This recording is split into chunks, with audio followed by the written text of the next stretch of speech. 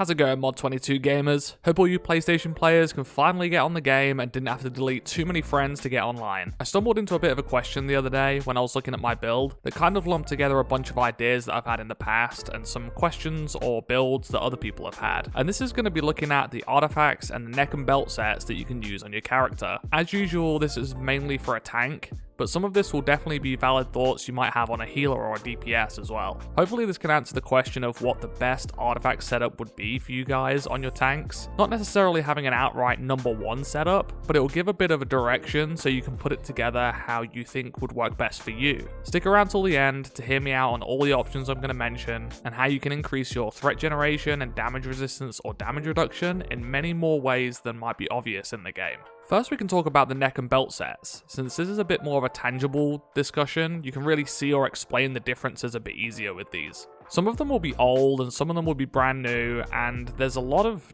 options here, so bear with me on this whole video really, and if I miss anything blatantly obvious, just let me know in the comments so we can discuss it a bit more down there. Obviously some big ones that I usually recommend are the debuff sets, the group utility options. These are great to run on tanks because I guess taking these options anywhere on your character really does make the least difference on a tank than it does any other role. We can take one for the team, like with armor break, companion bonus, or mount bonuses. The main sets to look at would be the Apocalypse and Vistani sets, which both increase your team's damage versus the struck enemy, and the Valhalla set, which reduces the enemy's damage when they hit you. Of course, these are older sets, so you are taking that hit of item level to really give these benefits to the rest of the team, which of course has even more value when it comes to 10-man content. You also have some niche options like the Bloodraven set and the Rune sets from Undermountain, but honestly none of these have good enough uptime to worry about. An ideal situation would have a Vistani set on a fighter tank or an Oathkeeper paladin due to the ease of powers to proc them, an Apocalypse set on a pally tank or a healer class due to their naturally high crit, and maybe the Wyvern Rune set on another healer for artifact phases, and a Valhalla set on a tank if necessary.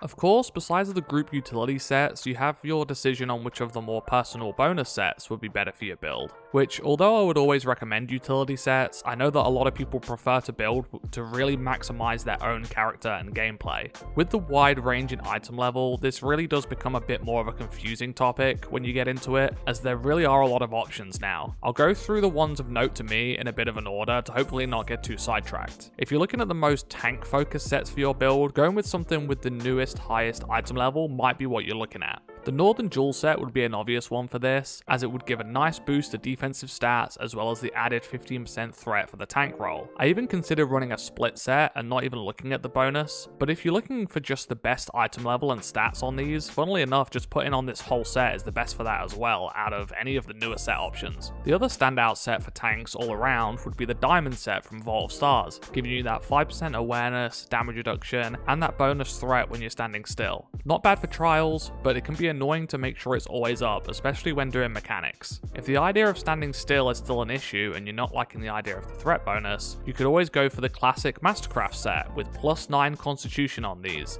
the same amount as if you were using the Northern Jewel set, but with these you're getting a bonus to your movement speed when you're using counters. I love this thing just for solo gameplay, like questing and dread ring farming just for the speed. And my final set option that I'm liking the look of is the new Mythalar set. I really like the look of this bonus since it's one that could actually work to get a bit of extra damage out on a fighter tank, since the other previous damage style sets were locked behind either hitting the enemies in the back, which of course a tank isn't going to do, or critting, which the fighter has low crit as opposed to the paladin for example, which gets free crit from Forte. The artifact is also a good one for a tank on the bar, which I'll get to why a little bit later, but it's also a good new debuff to use as a main, although that's probably best left for a DPS to use. So if you're not worried about the defensive stuff, looking for a set with a bit more threat generation and will just add some more damage to the pool, then I think the Myth set would be good. There is some lower level stuff that I won't go over, like the Protector set and the Seldarine set that some people might use as a niche option, but I think the ones I listed are the really good choices. That's enough on the neck and belt sets, and I'll head over now to a bit less discussed thing that goes into your builds, and it's the other artifacts that you use on your character page. I feel like these days with stuff like the journal artifacts, we're in an era of maximizing the bonuses we can use to have 2 bonuses, like all the DPS that have to use Envenomed or sometimes Frozen so that they can double double up on their set bonuses. But as a tank, we have options like this as well. As I mentioned, the journal set with its added HP bonus and extra procs of damage can also benefit a tank. Using 3 of these is the preferred method, getting the most out of the bonus, but you shouldn't really use the Frozen as a main artifact on tank, since that's a good way for DPS to benefit from 2 set bonuses. Most people will default to using the new max item level artifacts here, which is a valid option, but when you take a look at using just 2 of the journals in these slots, it actually nets you more HP overall, as well as the other ability scores from the set bonus here. So that's definitely a big one to keep in mind. The next artifact set bonus that is big for doubling up is the Dragon Heart set. Using 3 of these on the bar gives you a highly valuable 10% recharge speed bonus, which for tanks can translate to either getting you closer to your 100% uptime on something like Enforced Threat, or for all tanks is just raw threat increase and damage resistance increase with things like Iron Warrior or Absolution. More uptime on these abilities is beneficial to the tank in all ways, and is something I would definitely recommend as an option. Again, this is a really good way for DPS classes to optimize their builds, by using the Heart of the Black Dragon as their debuff, so they can get 2 sets. And even classes like the Hunter or the Rogue can give better uptime on big raid-wide damage buffs, so you kind of have to run either a split set or the Mastercraft set on a tank in an optimal situation with the Dragon Hearts. The final thing I want to mention is something I spoke about in my previous tank build, which kind of sparked this whole video and this whole conversation I'm having with myself about what to run on my build. The artifacts all got buffed this mod, which along with taking away the popular tank armor enchants like the Elven Battle and the Eclipse, meant that stamina gain as a stat bonus on artifacts became a very valuable option. These got increased to 15% on each artifact, and the new Mythallar artifact has another 12% on it, which is what makes it a great addition to our character page. Combine 3 of these artifacts and you're essentially negating the stamina gain difference from the enchantment change. I was looking at which options to use, and these ones with the HP as well as the stamina definitely would be the way to go, being the Wheel of Elements and the Champion's Banner. I know HP as a stat to build on tanks gets a bad rap these days, but it's definitely better than a lot of people give it credit for. This is just a bit of a tangent here, but HP is often better than the lower importance defensive stats like Crit Avoid, Deflect, or Deflect Severity when it comes to total effectiveness. It's just hard to set in stone when it's better to build, as it changes based on your other stats. So most of the time it gets forgotten. It's obviously way easier to just say first build defense, then awareness, then insert class specifics afterwards.